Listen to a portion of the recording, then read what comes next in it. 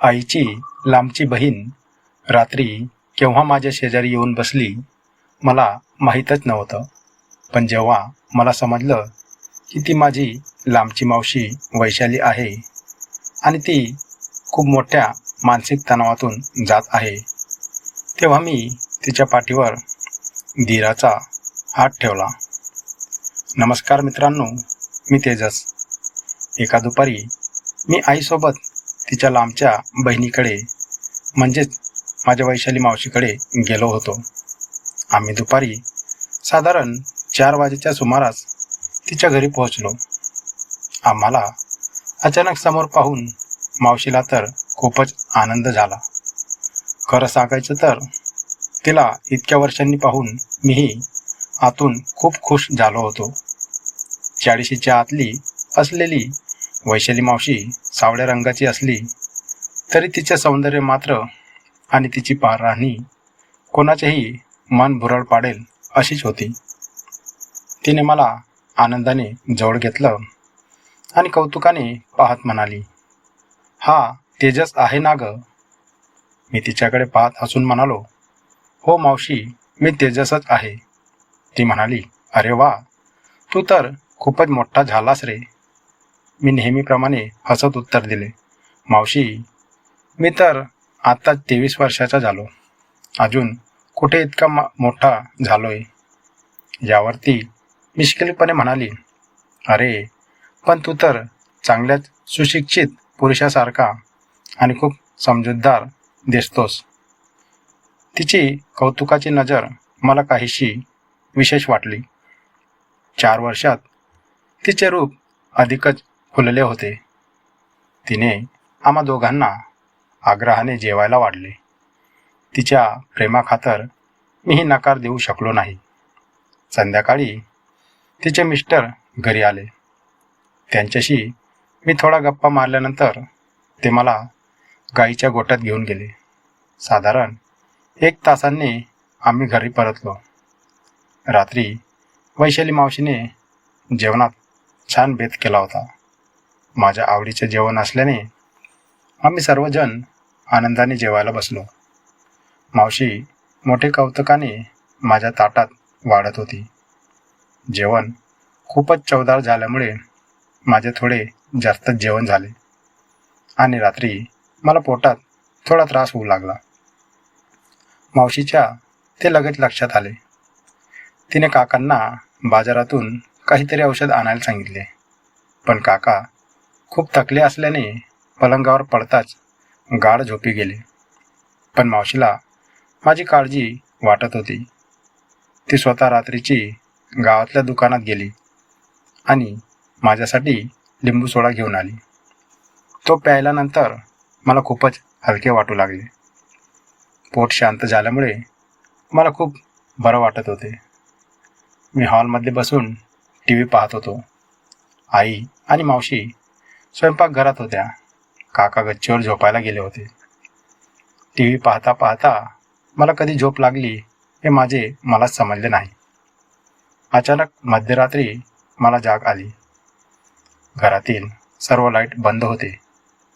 मला माझ्या शेजारी कोणाची तरी चाहूल लागली. सुरुवातीला मला काही समजलेच नाही. पण काही क्षणातच हातातील बांगड्यांचा नाजूक आवाजावरून मी लगेच ओळखले की ती दुसरी कोणी नसून माझी वैशाली मावशी होती. ती खूपच अस्वस्थ होऊन माझ्या शेजारी बसली होती. वैशाली मावशीने हळूच माझ्या खांद्यावर हात ठेवून म्हटले, "तेजस, अरे वेड्या, मी केव्हापासून तुला उठवण्याचा प्रयत्न करते आणि तू तर इतका गाढ झोपला आहेस. जरा डोळे उघडून बघ." मी धीमे आवाजात विचारले, "मावशी, तू यावेळी इथे काही काम होतं का?" ती थोडी भावूक झाली आणि म्हणाली, "तेजस, दुपारी तुला पाहिल्यापासूनच मला तुझ्याशी एकांतात बोलायचे होते. माझे मन खूप तणावात असते. घरात माझ्या भावना समजून घेणारं कोणी नाही. तू आता मोठा आणि समजूतदार झाला आहेस. म्हणून मनातलं दुःख हलकं करायला मी तुझ्याकडे आले." तिचे ते भावनिक बोलणे ऐकून माझ्या मनातील शंका काहीशी दूर झाली. मी तिच्याजवळ बसलो. तिने रडवेली होऊन मला मायाने मिठीत घेतले. मी तिच्या पाठीवरून हात ठेवून म्हणालो, मावशी, तू काही काळजी करू नकोस. मी तुझा वाचा आहे. तू मला तुझा मित्र समजून तुझ्या मनाची सर्व तळमळ सांगू शकतेस. माझे हे समजूतदार बोलणे ऐकून तिच्या डोळ्यातही पाणी आले. त्या रात्री आम्ही दोघांनी खूप वेळ गप्पा मारल्या. तिने तिच्या मनातील सर्व एकटेपणा, घरगुती तणाव माझ्याशी शेअर केला आणि मी तिला एका खऱ्या मित्रासारखा मानसिक आधार दिला. आमच्यात आता एक अनोखे, आदराचे आणि खूपच सुंदर असे नाते निर्माण झाले होते. सकाळी जेव्हा मावशी उठली तेव्हा तिच्या चेहऱ्यावर एक वेगळाच शांत आनंद आणि चमक दिसत होती, कारण तिचे मन हलके झाले होते. ती मला चहा आणून देताना हळूच म्हणाली, तेजस, आज माझ्या मनात जी ही शांतता आहे ती फक्त तुझ्या समजूतदारपणामुळेच आहे. मी तिच्या हसऱ्या चेहऱ्याकडे पाहत आनंदित झालो. तेवढ्यात मी पाहिलं की आई आंघोळीला गेली आहे. मी स्वयंपाकघरातच मावशीकडे गेलो आणि म्हणालो, मावशी, आता मन हलकं झालंय ना तुमचं? ती माझा गाल ओढत खूप प्रेमाने म्हणाली, हो रे तेजस, काल रात्री तू जे काही मला मानसिक बळ दिलंस ते आजपर्यंत मला कोणाकडून मिळालं नव्हतं. तू खरोखर खूपच समजूतदार आहेस. तेवढ्यात आई बाहेर आली. तसे आम्ही नेहमीसारख्या गप्पा मारू लागलो. मी मावशीच्या घरी जवळपास 2 आठवडे थांबलो आणि दररोज आम्ही एकत्र फिरायला जायचो, गप्पा मारायचो. त्यानंतर तिच्या त्या प्रेमळ आठवणी मनात साठवून मी घरी आलो. आता आम्हाला एकमेकांचा एकटेपणा असा सुंदर संवादाने आणि प्रेमाने दूर करायला आवडतो.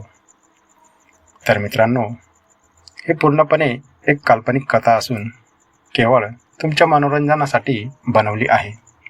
जर ही कौटुंबिक आणि भावनिक कथा तुम्हाला मनापासून आवडली असेल तर व्हिडिओला लाईक करा, छानशी कमेंट करा आणि तुमच्या मित्रमैत्रिणींना शेअर करा. आणि हो, माझ्या सोमगो मराठी या चॅनललाही सबस्क्राईब करायला विसरू नका. धन्यवाद.